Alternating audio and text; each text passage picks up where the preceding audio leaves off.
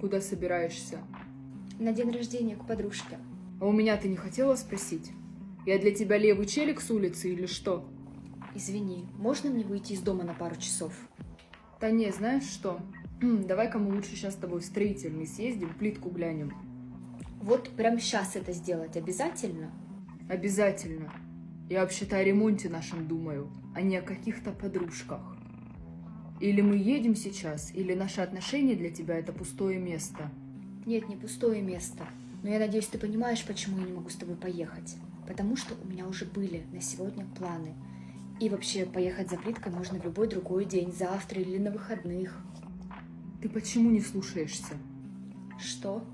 Ну, в смысле, я лучше знаю. У меня больше жизненного опыта. Давай просто сделаем так, как я сказал, и не будет скандала.